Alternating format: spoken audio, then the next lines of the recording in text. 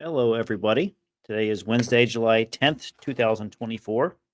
This is the Real Estate Note Investing Be the Bank broadcast coming to you live every month, brought to you by American Note Buyers. I have our continued long-term guest on today, Jay Redding, Jamie Bateman, and Mr. Chris Seveney. Jamie has a pretty nasty little case study today to talk about. Got a lot of graphic pictures in here. You don't want to miss it. It may give you nightmares. I'm not sure.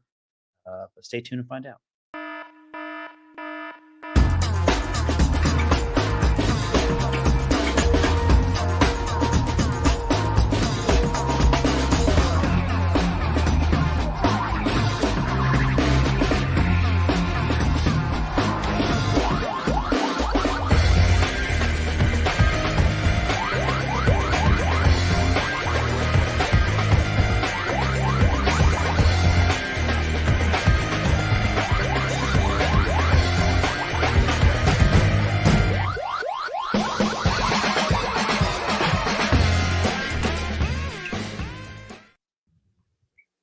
Hello. What happened to our fourth guy?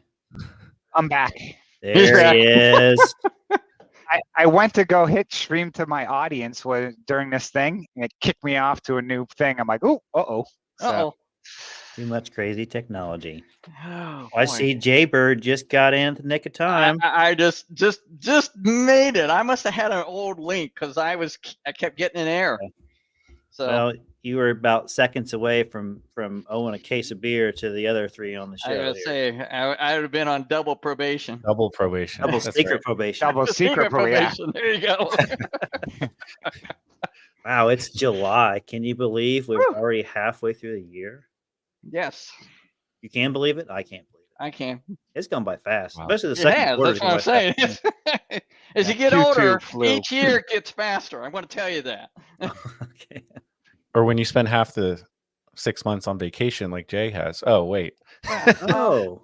I'm just kidding. I kind of have had 4 weeks of vacation in there already. Yeah, I'm jealous.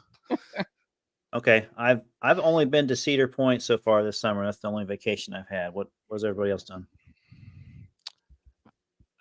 Mine will be quick. We've got a trip to Deep Creek in Western Maryland in August. What's Deep Creek?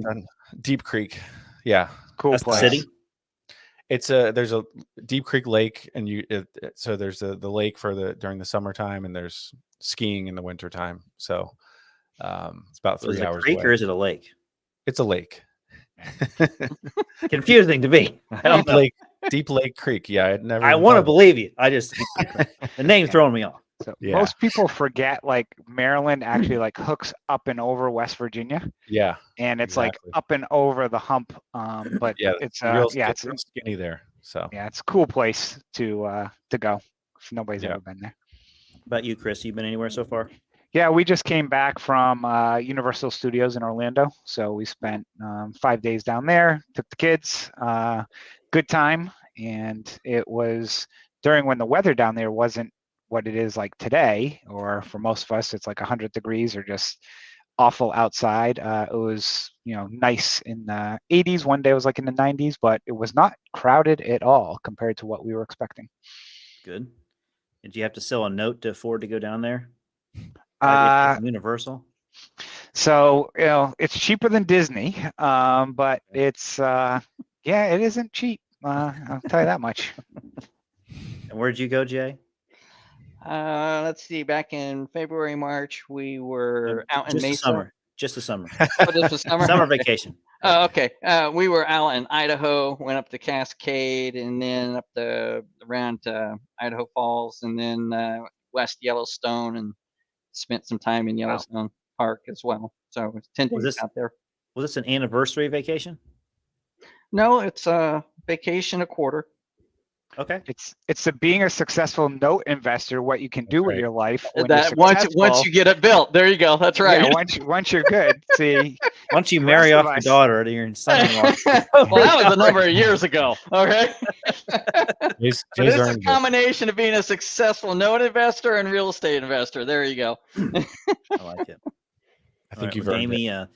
You got your case study going on today. I was saying because I saw the pictures. I don't think Jay has seen the pictures. No, I Perhaps Chris haven't. has, but it's pretty nasty. That's the way I Yeah. describe it. It just looks pretty nasty. I know there's an interesting story about it, and good things happen with it. But before we get into that, what's kind of hot in the news that y'all have seen recently? Chris I'll wants to- jump in Go ahead. first. The two things that I'll say note related are, and I think Jay, you may have mentioned this, or somebody mentioned this. I posted. Yeah, I posted. Yep, some stuff. about, and I'll let Jay talk a little bit more about what's going on in Texas. But because I think that's something he's more familiar with, but that was what I was going to mention that, but I'll let Jay kind of touch on that. But also, similar to that, in Maryland, also recent kind of court decision that came out in regards to, being a licensed lender in the state, and company did a modification. I don't want to completely quote the case because haven't read it in a little while. Yeah. But essentially, a foreclosure notice for foreclosure got overturned because of a lender not having proper licensing within the state. So that is, to me, interesting news, because one of the things we all focus on in the note space is it's not only kind of federal regulations, but each state is very different in how they handle owning or originating loans. So it's something you always got to be to stay on top of. Yeah. Jay? Sure. I'm not located in Texas, so it's not pertaining directly to me at this particular point. But the critical point here of all the seller financing notes that take place throughout the country, about 25% of the industry, all right, is in Texas. So kind of how Texas goes, everybody else is going to end up following. So the important factor here is the bottom line is that if you're going to do more than 3 seller finance type of things, do 3 seller finance notes in a year originating, they're going to want you to have your license, all right, to be a loan originator, is what it's basically what they were trying to pass. So that could potentially eliminate the ability for many people to be able to seller finance a lot of homes, all right, there. So I don't think it's going to pass, all right, because a lot of people are really up in the air about it. But it was a grassroots effort. So it was essentially. Well, it eliminates the right. need for an RMLO in Texas, the ones that are third-party standalone operations, and that's what they do, that they wouldn't be allowed to do it. And that's what this law would prohibit them from doing, because the originator, like you said, they would have to actually go to a bank and have a bank be the RMLO for them, or they would have to go out and get their own license, like you said. Right. So it's just a real interesting why they would even come up with it. Somebody has an agenda, right? Well, I believe it was driven by a Mortgage Bankers Association, if I remember right. It could have been. I think it could have been. All right, I may be wrong on that. Don't hold me to it. I've slept a couple times since I read the data. So. I've had a vacation since then. Yeah, I had a vacation there too. So yeah, like Jay said, that's what I heard as well. Is that things are going to be pushing in our direction to not have that be a burden. We're always trying to do things the right way with seller financing. We know the value of underwriting. By the way, why do they call it underwriting? Because that sounds more negative than like overwriting. Wouldn't you want to overwrite somebody? Play on words there. I got Jamie earlier on the Deep Creek and Lake situation. I'm still confused about it. I'm just imagining a creek that's just super deep, like the Mariana Trench or something. I'm thinking about. Outside of Boston, you can be driving on 128 north and 93 south at the same time. So once you figure that one out, let me know. Oh. Okay. Does it depend which direction you're going? I've just gone cross-eyed. No, you're going in the same direction. But you're going in the same direction. Yeah. It's like the Scarecrow and Wizard of Oz. Which way to go? Yeah. And you're actually going west on it, believe it or not. You're actually not even going north or south. You're actually going west. All right, this is too much for me. I can't handle it. We need to get to the mind blown. Get to the PowerPoint to get to something that's more in control for me. So, all right, let's pull up Jamie's case study and get started.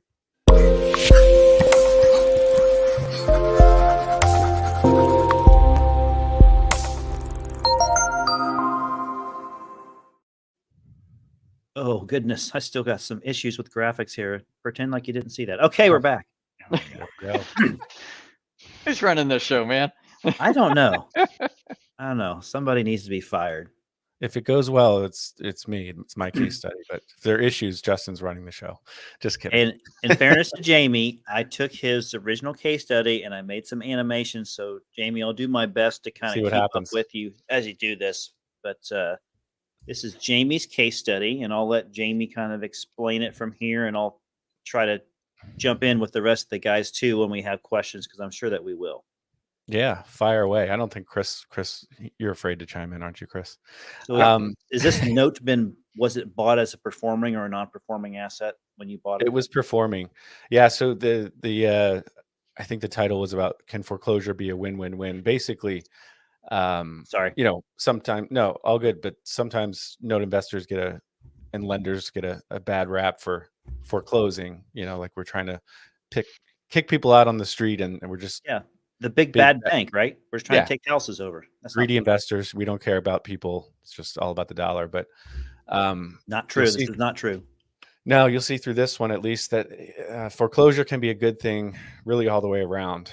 There's a bit of a sad part of this story too, but it does have I think a happy ending. So I remember looking at this one. So I'm interested to see the story, because I do remember when this was available to purchase. I ended up passing on it. So really, well, I bought it a while ago. Well, December 2019. So to answer your question, Justin, it was a performing contract for deed that I bought from someone on this call.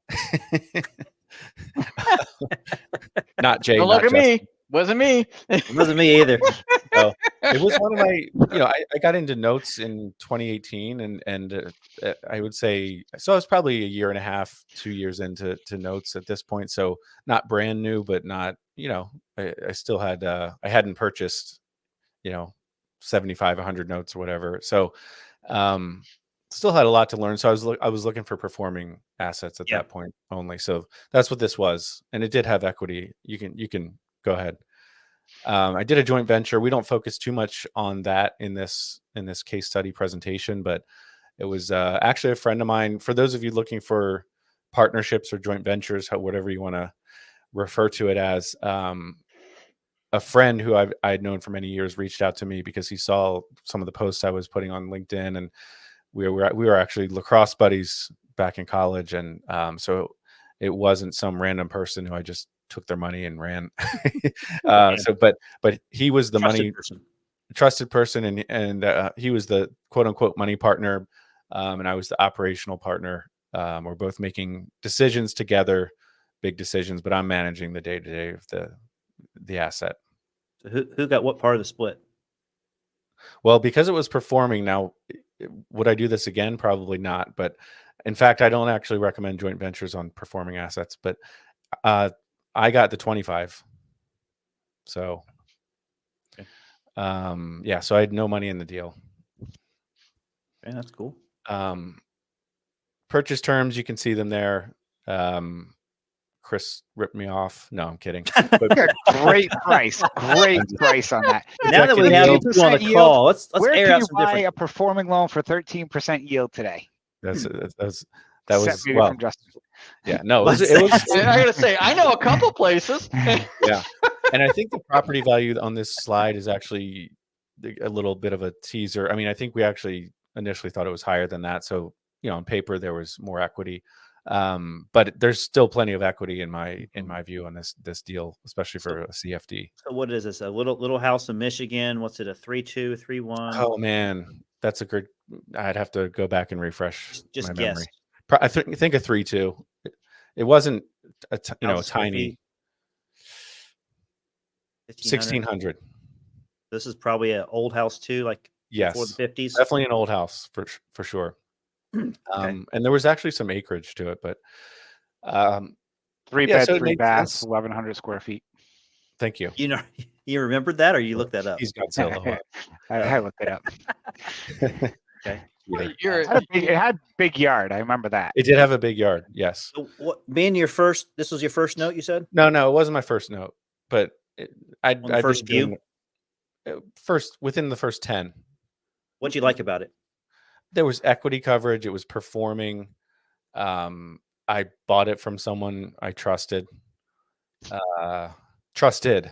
Yeah, I was gonna say, Past that's tense. past tense there.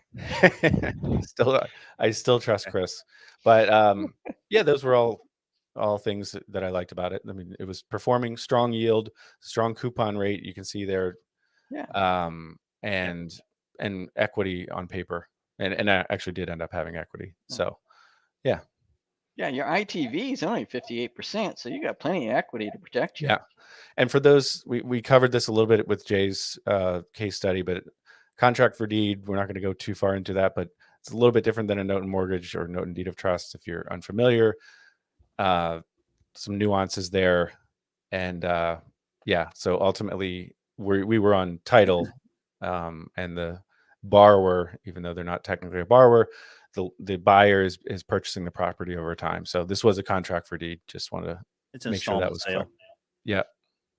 All right. So almost a year later, she stops making payments. Actually, there were two people on the contract.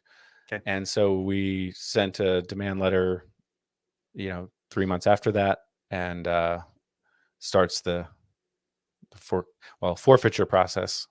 So was there communication at all with the borrower, or there's no communication? So you can go ahead. We'll get to it, because so there was communication, to answer your question. In that time period in September of 2020, when they stopped making payments, like, was there communication about it? There was, yes. Okay. And she kept. So what ended up happening was she got hooked on drugs. I mean, we didn't know this at the time, but you'll see some of the evidence and fallout of that. But she would call up the servicer and kind of, give a sob story and literally cry on the phone. And I mean, not saying that was fake or anything, but so there was an effort on our part to work with her. But frankly, my inclination, a lot of people ask, I still get questions like, when should I send the demand letter? It's like, immediately. That's how, I don't wait at all. But I'm still open to working with people, but it's when you get a letter from an attorney, usually that hopefully, makes you realize it's serious. And then the whole point is in my view, is to bring the borrower to the table so you can have a discussion. And we did end up doing, as you see here, a loan modification. And we have the terms later on here. So before the loan mod, right at the point of the loan mod, these were the terms there. And then it will load the modification terms. So we forgave quite a bit. You see here. And so the total payoff was over $61,000.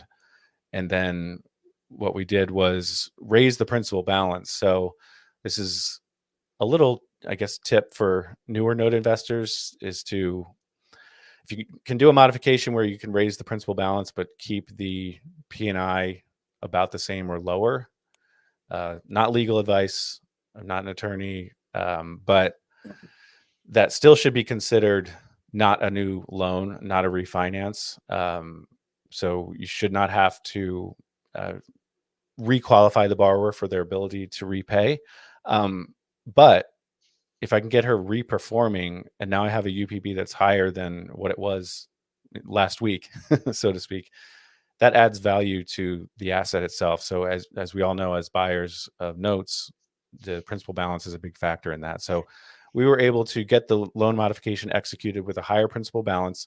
She's motivated to do it because her monthly payment comes down and her total payoff comes down considerably, resets her term, and she's now we're not moving forward with the forfeiture either. So there's a lot of reasons why she's motivated to agree to this. So she wanted to be current, and she needed $25 of grace per month in her monthly payment. Is that what the solution was?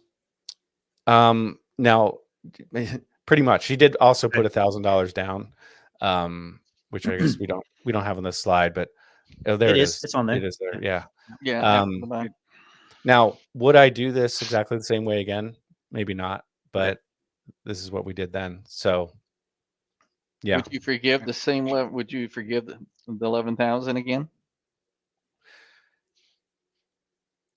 It's sort of knowing what you know now. Exactly. Well, yeah, knowing what you know now. Hindsight's always 20/20. Yeah. I think it would have ended in this case. It would have ended the way it did, regardless. But that's a lot to forgive Mm-hmm. to answer your question. Go ahead, Chris. One thing we've done is, because we did this similar and then we kind of shifted a little bit, where we defer it to the end of the loan, so it's not interest bearing, but we also in some cases have said, if you make 12 consecutive payments on time, we'll knock 1,000 off or 2,000. So it gives them incentive of, hey, look, you have, in this case, it would have been $18,000 sitting out there.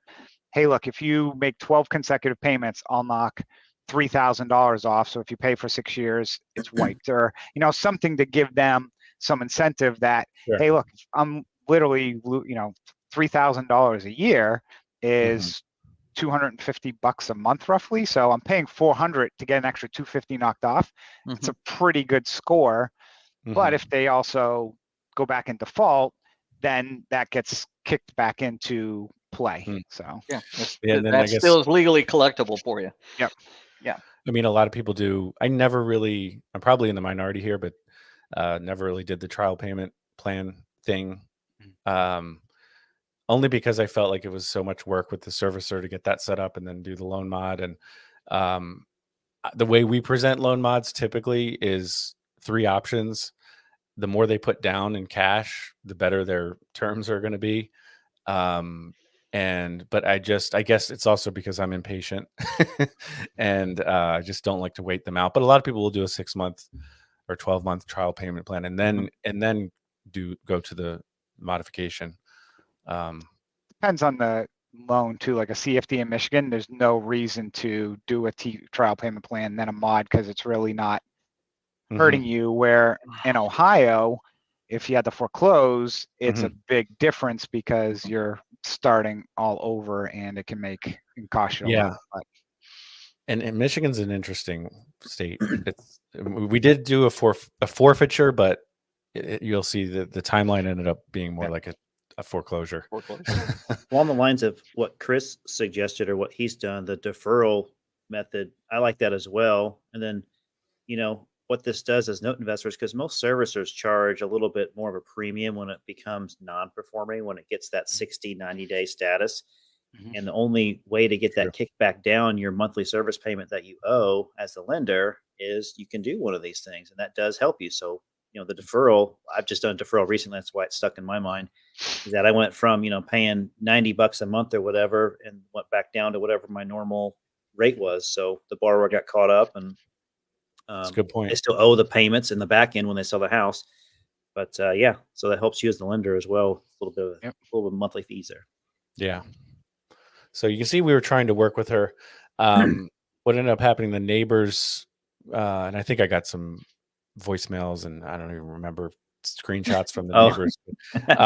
Because you're on the deed. Right? I'm on the deed. Right, so the township ended up contacting me because I'm on the deed. And because the neighbors had reported blight, they also just didn't get along with each other. And I think there are going to be some extra pictures here on the blight once we get there. But you tell me when to switch over to those. I have to switch to a different screen to do that. Yeah. So she had, as you can possibly see here, there's essentially a mattress vomiting RV. And I say there were 2 people on the land contract. So male and a female couple, presumably, but he, I think, left the picture. And so the neighbors reported this situation that they obviously didn't like. And so one thing to say, well, we can move forward, Justin. I think I'll mention it in a bit. What was the fetish with mattresses? Did you know? I have no idea. What did you say, Chris? What was the fetish with mattresses? If they're, I thought you were going to say, did anybody rip off the tags that they weren't supposed to rip off? I don't think that was the worst thing going on here, but yeah, it's certain things. It's like in certain situations, I don't want to know. I don't ask questions. Okay. So I guess there was a demand letter sent, in reference to. So this 5th wheel is on the site, on the land. Yeah, exactly, correct. And so I guess this blight, and again, this was several years ago, so some of it I'm trying to remember, but I guess this blight gave us an option to essentially threaten her with eviction if she didn't clean it up. And again, I'm going to get fined by the township. So it's on me to The deal with it. likelihood of her getting it out of there is next to nothing. So Eventually she did, but it took quite that you can see, however many months that is, 6 months, 5 months. So it happened over time. Actually, do you have that link, Justin? Let's just. I do. You want to go to the slides right now? The blight slides, if you have that. Well, while you're going to those, I'll mention we have a loan in picture. bankruptcy right now. That is the same thing where they're getting blight because they have all this stuff in the front yard.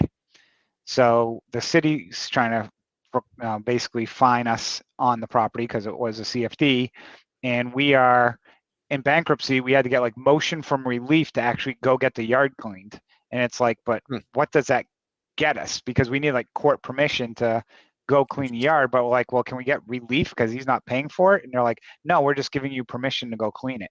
And I'm like, oh, that does mean no good. Can you see the pictures that I'm going through? Yep.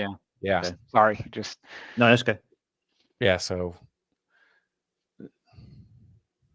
this was just some of what was in the yard, and then there was a violation. So, Can't even read this.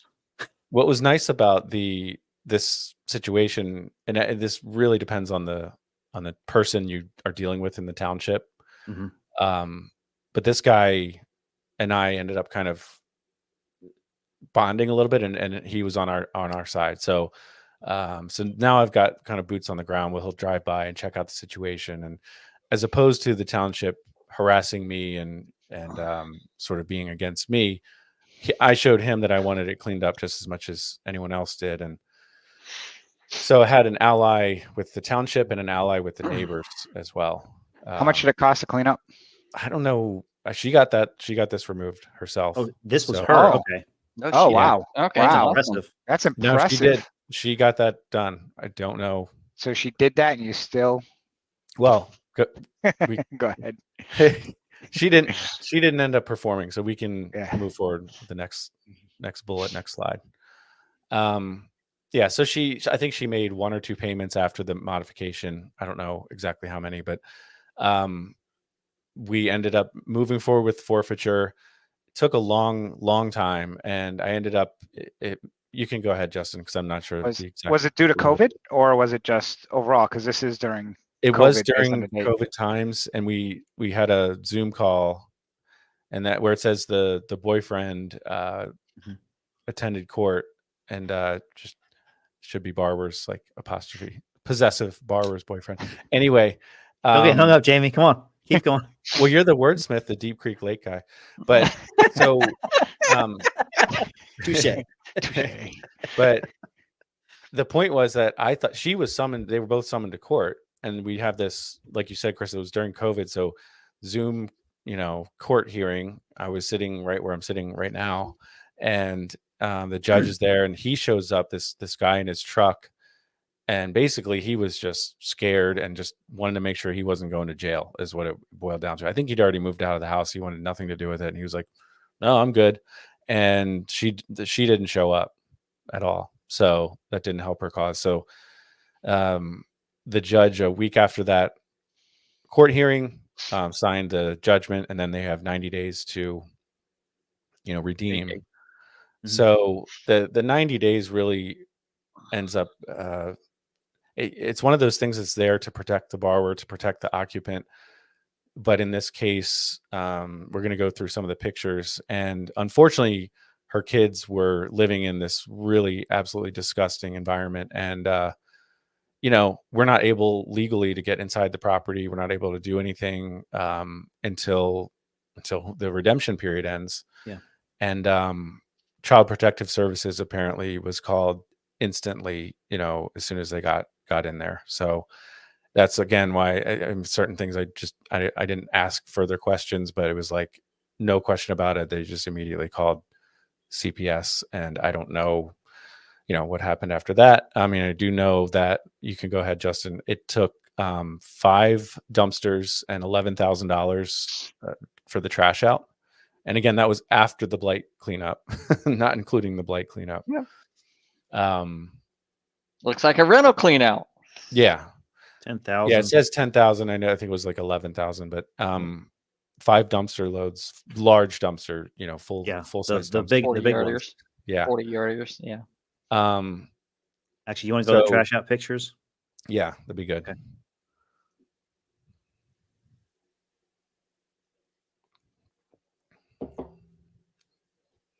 This is why I don't touch CFDs anymore. Well, I think one thing, it doesn't matter whether it's a CFD or note, is understanding the conditions of these properties.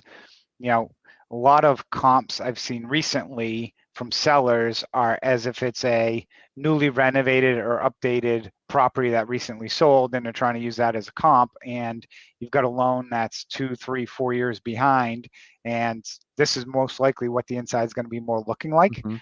Yep. And for example, we had one recently, about 2 years ago in one of my older funds, that every website said the property was worth 100,000. PropStream, Zillow, Redfin, BPO, Drive-By.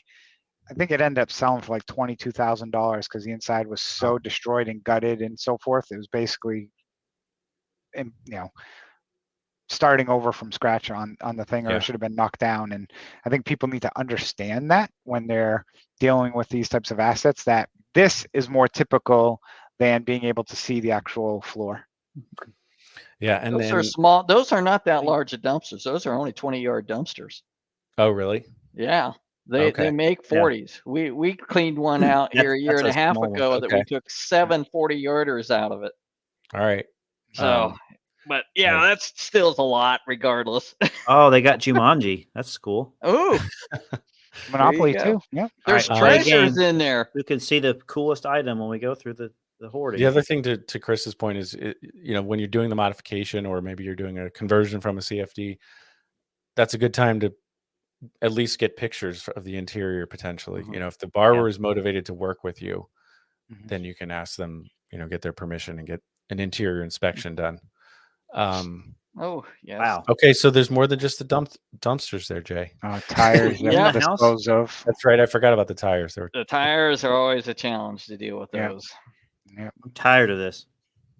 Oh my god, you are bringing on a the- roll the tonight, dad Justin. jokes and the puns. It must be the vitamin water. There must be. Well, you can tell they worked out. The treadmill kept the I trash didn't even going. realize that was a treadmill. Hey, you can't because there's too much damn trash on I was there. looking at the box that said Kaplan. I'm like, oh, are they like a higher education scholar? Taking SAT. Kaplan courses. Right. Oh wow. Yeah, the That is a basement I used think is mattress. pretty. The basement gets pretty nasty. Is that a Tempur-Pedic? It's like fecal matter, and it's just yeah. It is amazing to Were- me are that these people tires are here, willing Jamie? to live in Yep. that type of condition. It just blows my mind. Well, Or and see sad. that's really the point I Yeah. want to get to, Jay, is that look, when you're okay, and the part I forgot to mention is Oh, God. there were meth charges that came up. I don't know Yeah. if that was on the slide, but No, it wasn't. once drugs take a hold of you, like this Yeah. is not a presentation about stay away from drugs. This is your brain on drugs, but she doesn't have any more control. It's like No. she's gone, and it's like someone has to step in and save her and the kids from this situation. And I'm not saying I'm Superman and we swooped in and saved the day, but this wasn't gonna fix itself, No, this problem. no. So I do feel good about getting at least the kids and hopefully her into a better situation than where they were. Not to derail the sad subject too much, but have you guys seen the series or the front picture of the series called The Boys on Prime? No. No. No. This little happy face up there on the Yeah. wall, that looks kind of like Mm. that part of it. I wonder if you saw that movie. Sorry, I derailed us. But this room isn't too bad. You Looks like a you nice live there? blanket. Carpet. You see the carpet? There's a Carpet. registered heater. Yeah. No, So it's a Chris, heater. with this see one and that, yeah. 337 and sorry, Nightmare on Elm Elm. Street. Yeah. Five. This is But what did you people make money on this? Wow. That's what I'm We're waiting gonna for. get How much to that. money? We're How gonna much get money to you make that. on this baby? Oh, hey, Chris, you can use that water heater in your house. Yeah. Well, I don't have a place for a full. I only have tankless, so I have to find room. The toilet's broken. Wow. It's hard to believe somebody actually lived in here. Like how? How do you live in there? It's just crazy. Oh yeah. You guys It's see pretty wild. anything you would Hawk? anything you would have done differently by this point? I mean, The only thing, again, times today is different because back then, again, there was probably you're like there might not be enough equity in this. I think the only thing Yeah. I'd say I would have done is maybe again pause a little bit on the wiping out that extra, but it didn't make a Mhm. difference Right. because you got the property Forgiving. back, and Yeah. the forgiving component would Right. probably be the It was a one. bit. It was a bit. Yep. Too generous. Yeah. Really. And a bit again, too premature, right? I would Premature. say on that. yeah. Yeah. And it didn't impact your It costs didn't. or your profits because you end up getting the property. You don't have to foreclose and spend more money and on it. Right. So I'd say, And- Jamie, I probably would have done the same thing, being one of my first couple of notes, not Well, knowing yeah. what I know today. And knowing Right. what I know today, I wouldn't even hesitate. I would be sending out the notices and Mhm. going as far as I can, unless they can Yep. prove without a shadow of a doubt that they deserve to get a modification.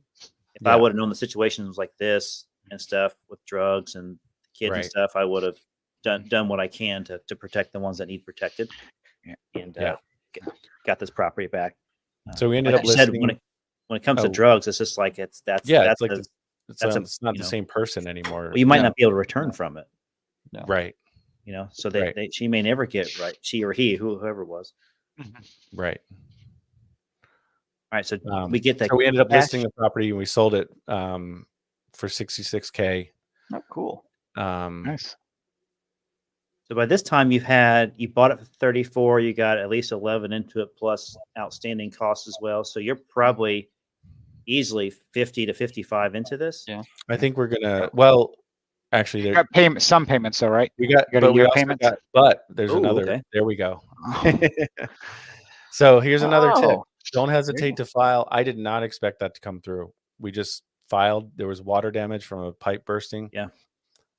I think it was actually 2 separate claims, but did not expect that, honestly. But they approved it. So It helps your bottom line right there. um, I did the same thing um, recently with a house not to this level, but it was a house in bad shape, and the water pipe broke during the winter, and it ruined some floors, and I got a few $1,000s back from it nice. for having an FBI claim.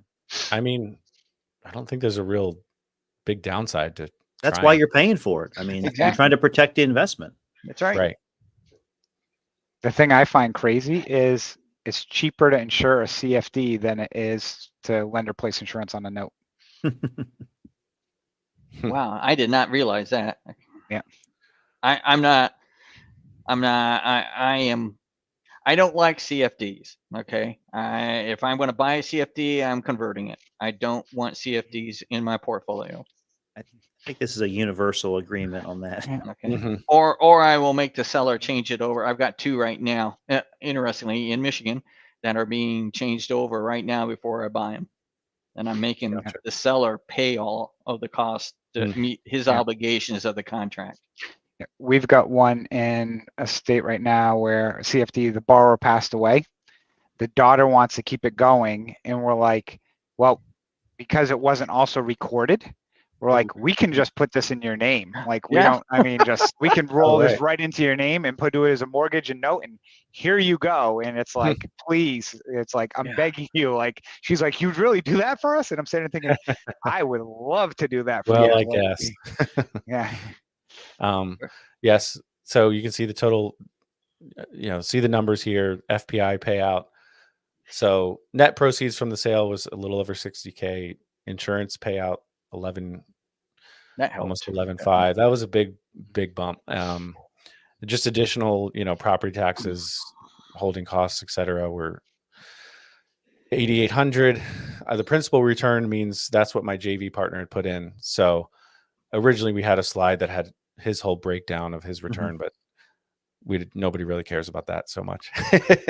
What was the whole timeline on? Oh, Yeah, 2.5. Sorry, 2.5 years. No, up there. I almost missed Sorry. that too on the slide, but 2.5 years. So it did take a while. I mean, that's the other thing I wanted to mention. These people, CFDs are not necessarily a 3-month forfeiture and you just have the property like many of the gurus might claim.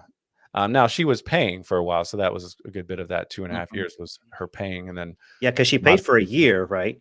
But still Right. 18 Then she months. stopped. So really, Yeah. you're 18 months into the default stage. yeah, something like that. Yeah. So, but it still was not, it's not a 3 to 6 month process. I mean, Well, none of it is. I mean, let's just yeah. be realistic. You're not going to Yeah. get Right. it back in 2 months. It's just not going to Right. happen.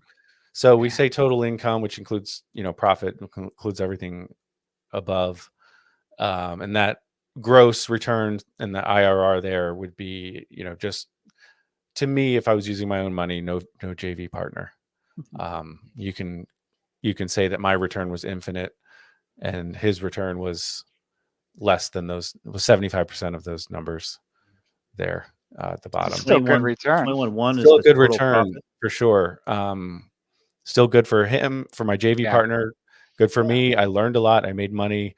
Good for the kids. Good for her. I would like to think the borrower, and good for the neighbors. Good for the township. I assume someone has fixed up the property and it's in nicer condition now. We had So to knock it down. yeah, quite possibly. Should have sold it to you for more.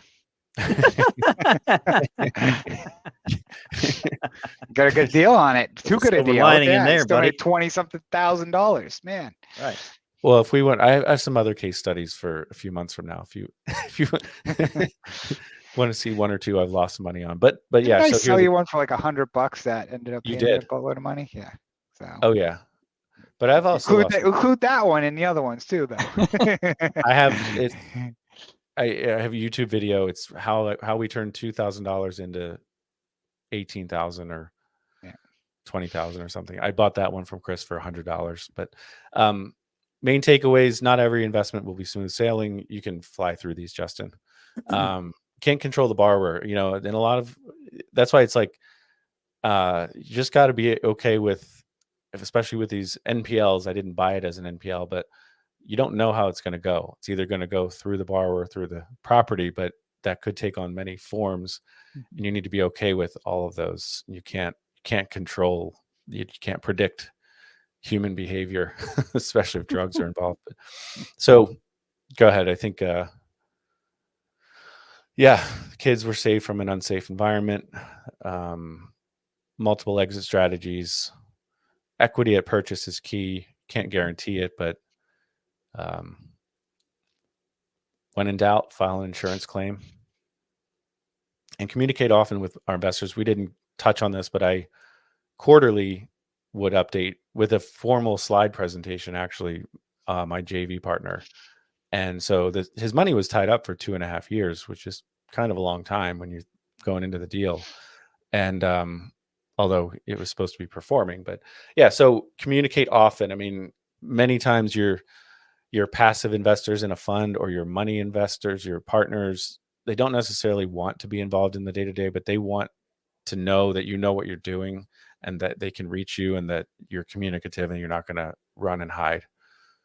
So townships can be your friend. Not if they're in Ohio. Sounds a little personal. So one of the things I want to mention about takeaways that I think is really important for people who are watching and listening is the equity at purchase and not being able to control the buyer. And I say that because especially on these performing loans, I see a lot of people paying a top dollar for performing loans that are basically 90, 100, 110% LTV, whether it's secondary market, seller financing, whatever the case may be, understand that, if it's a 95% LTV, and you're like, oh, I'm going to get 10 or 11% thinking that's great. Understand if that goes into a default, that the foreclosure process, the time, and the expense that basically the money's not going to be recoverable because you're already tapped out on that price, and the property has probably also been in worse condition. You can really get hurt very badly buying performing loans that have not a lot of equity play because of property value and your cost. It's that double whammy hit. So be very careful. Mm-hmm. Yeah, for What's sure. What's your guys' investment to value kind of threshold on a performing note that you don't want to exceed? Investment to value? Mm-hmm. I mean, I'd probably say 95% if it's everything else is really good, but that's Oh, you're aggressive. 60. I got a couple Investment, yeah. I'm sorry. Loan. I'm sorry. Yeah, investment, ITV, not loan. ITV. Yeah, ITV. No, I was thinking investment to principal balance. I'm sorry. No, Yeah, investment to value. I would say 75% for me. Okay, I'm 70. I'm 70 is what we basically use. Yeah. But yeah, you're absolutely right. If you overpay on an NPL, you still can be okay. Like, I mean, you can lose money on both, but if you overpay on a performing loan and there's no equity, yeah, I mean, You just have to be patient and play the long game. assume it goes non-performing, then you overpaid for a non-performer with no equity. You're kind of stuck.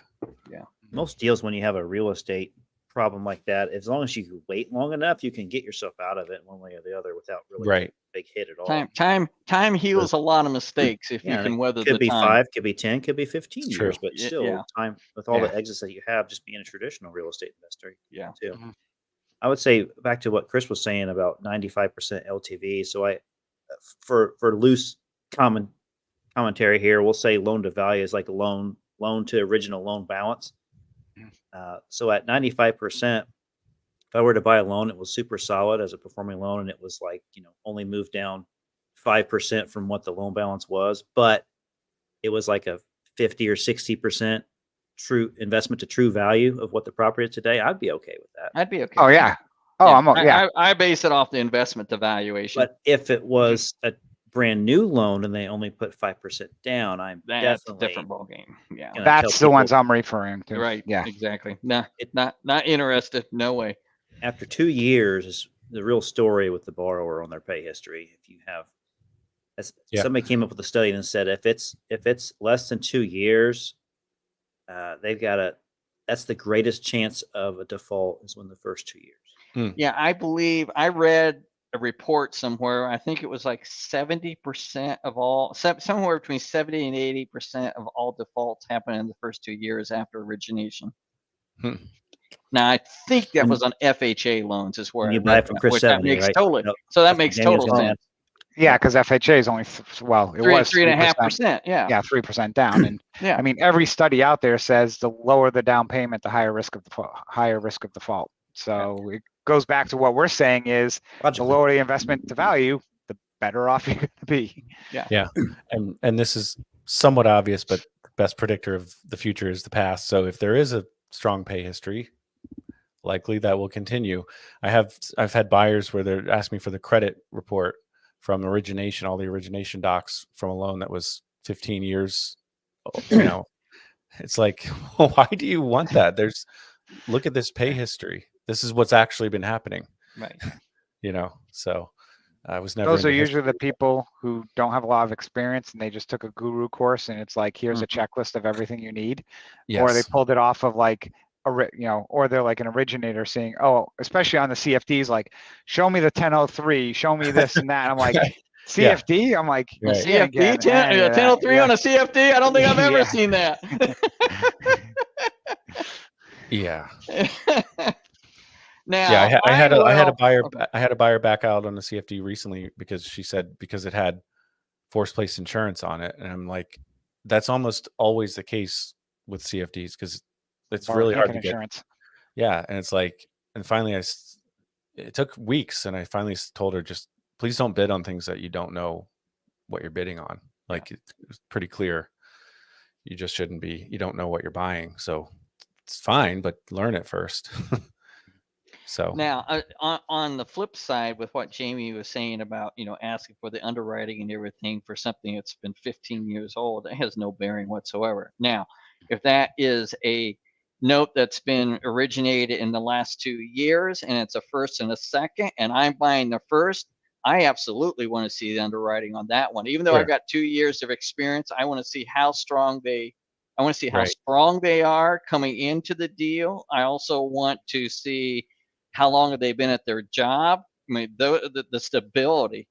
yeah, At 2 years, in my eyes, as you get further down the road on that, the less important the underwriting was. But from 0 to 2, yeah, I want to see it. What if they Makes put sense. down a 30% down payment? How would you feel about that? If there's a 30% down payment, that helps offset. As we all know, there's always a balance in there. It's never cut and dried. But I would still like to see it, even with 30% down. Okay. If I can get it.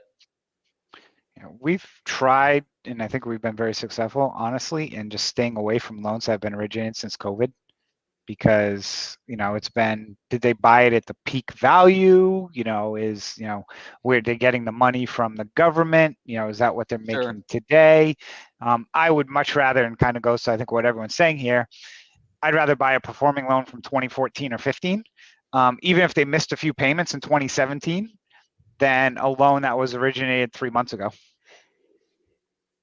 Good I think point. you posted something, Chris, recently about consumer debt or savings having dwindled or something like that. The New York Fed report with basically the hockey stick for credit card and car auto debt delinquency just goes up and then and up. Yeah.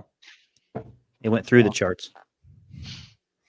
All right, we'll get through some of these slides here. So if y'all have anything you want us to price, send stuff in to this QR code, take a picture of it with your smartphone, take a look at it. We'll get these guys involved, see if they want to buy it. The next time we're going to do a show is August 14th.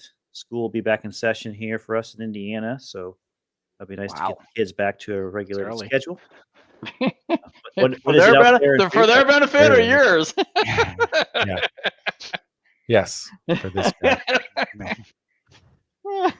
When did school start for Maryland and Virginia? Ours is right before Labor Day now. Yeah, ours is usually the end of August. Yeah. Used to be after Labor Day. Yeah. It was called. They called it Ocean City something for us. Yeah, it was King's Dominion for us because it's a lot of Maryland, Virginia have a lot of seasonal workers during the summer for the areas. So they wanted the kids, especially high schoolers, would all work at the resorts through Labor Day. So they'd have them start school afterwards. But now they pulled that back. Our son ended school this year on, I think, June 10th. Is when it ended. Okay. I think we were like at the end of May, like the week before the end of May is when we stopped. Yeah. Before Memorial Day. Wow. So there you have it. Let's get this, all four of us on the big camera here. All right. So I ended my podcast reign with the Be the Bank podcast that I was doing. I recorded an episode with Eddie Speed actually yesterday, and I posted it today. So if anybody wants to kind of see and know the reasons why I stopped podcasting, it's an 83-minute episode, so you really have to sit down. And don't watch it at 2x. Just watch it at 1.5 would be fine. But I stopped. Eddie's already a fast talker, right? He is fast talker. Fast at 2x. Kind of. It's kind of easy when you interview Eddie because he has so many stories. You just sit back and like, yeah, all right. I interviewed him once. It was very easy. Yeah, he's done it quite often. He's got a pretty cool story. But most people don't know that Eddie has been buying notes since 1980. Wow. And his company, Colonial Funding Group, that him and his wife Martha started, they were doing that stuff since the 80s. And he's got cool stories about, you guys know Ken D'Angelo, the founder of Homevestors? Mm-hmm. But yeah, he's got some cool stories with him. And so anyways, it's just a really neat podcast to learn more about Eddie and really how he has, done a lot of neat techniques that helps the industry out back in the 90s and stuff. And a lot of the things that we talked about in the show resonated with what we do today on how we underwrite deals and what we look for. And it's just, I was just thinking about this before we got on the show today, is how similar it was back then versus now. With the only real change is technology. Like when he was going and finding leads, he'd go get the yellow pages at the local city, and that's what he would do. He would dial Wow. numbers all day long, and he wouldn't get paid for it. So he's got a cool story about how he started with that and how he was making money. And so you guys ought to check it out. It's on Be the Bank podcast. I got it on my YouTube channel, American Note Buyers. It's already posted today. That was kind of cool. So that's some new stuff with me. I'm still going to be doing this monthly broadcast with y'all. I think it's fun to do the case studies. I get sick and tired of the educational stuff as far as like, saying the same thing all the time. So for me, it's just more fun to do the case studies. And I think it adds a lot of value. For those of you watching live or watching the replay, like go ahead and put in the comments if you have questions, and Chris, Jamie, or Jay, or myself, we can all chime in and help you out. Or if you have a situation that you're in and you want just some, how would we look at it or how would we view it? We'd be more than happy to throw that on for the next one we do in August. So is anything changing with y'all that you want to say on record now? No, not with Fine. us. That's fine. No, it was quiet. So I mean, we've got solutions for both passive and active note investors. So I've got a mentorship program for those who want to scale their active note business, and then we've got our integrity income fund for accredited passive investors who want to put their money to work. Those are our two things we're focused on as far as adding value to the note investor out there.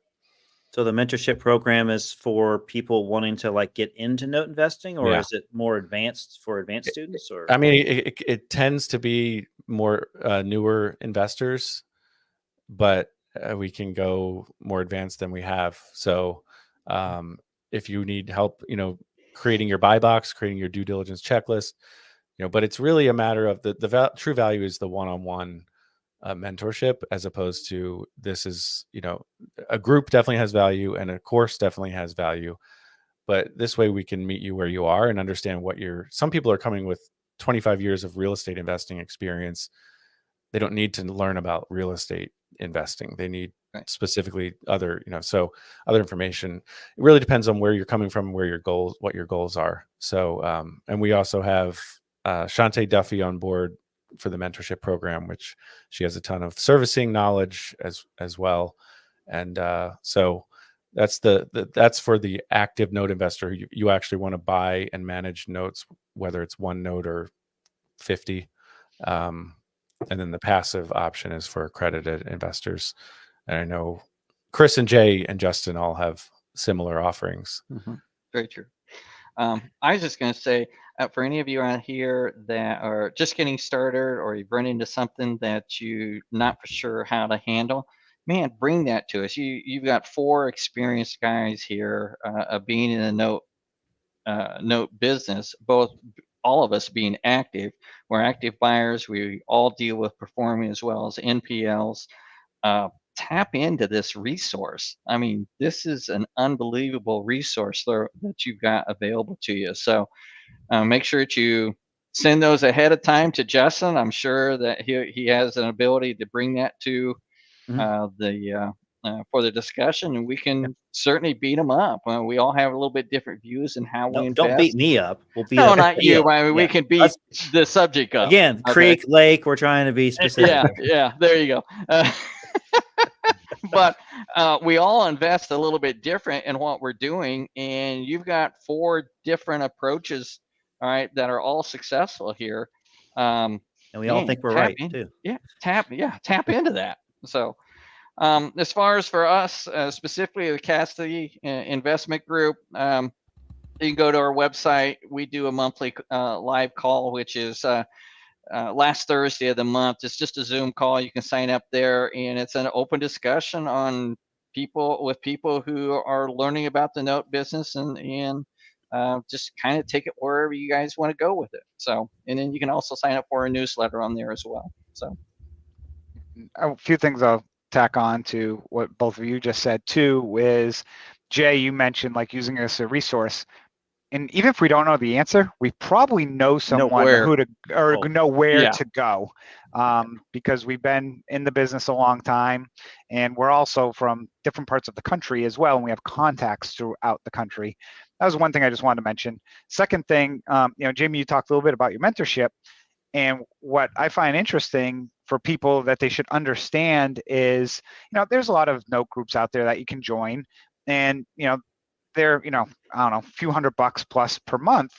And what they provide is, okay, here's some basic content, and they might have like a webinar once a week or once a month, and you look at it and it's like, okay, I'm on here with 30 other people, I'm hearing stuff, but it's not like specific to me. Whereas if you spend one-on-one time, you probably, you might an hour of time might cost you the same as the month, but that 1 hour is so specific to what it is you're trying to get to and get your question answered. And if you want to kind of move quicker in this space, I would tell you that would be the way to streamline it. So Jamie, I'll give everyone a 20% coupon for my commission on that. So save yourself a year. Yeah, and in all seriousness, like I have a guy who I'm mentoring. He's in Chris's group, and the group has benefits I can't provide, as an individual for sure. But we're giving, one-on-one attention, and he's going to get his first note here in the next few weeks, hopefully. So I don't know if that would have happened, So yeah, I agree. You might pay more per hour for sure, but you're going to move more quickly. Yeah.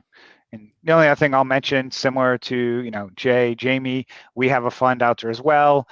We can accept non-accredited, and I can actually talk about it through the Regulation A+ offering.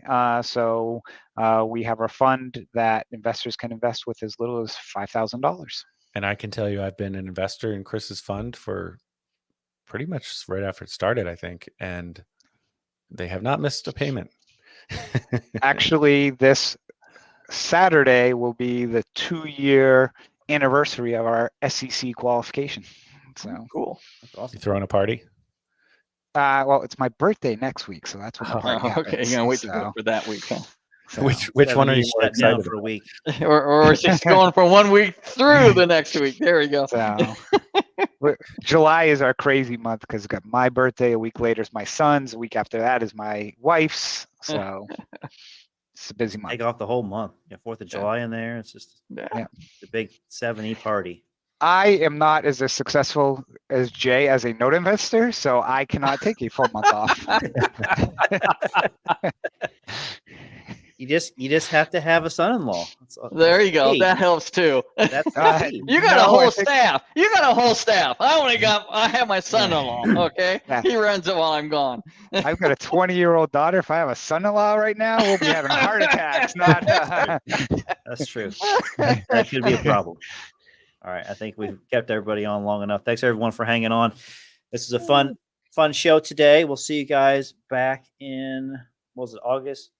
Yep. 14th. All right. 14th. All right. Thanks guys for hanging out. We'll see y'all next month. Thank you all. Take care.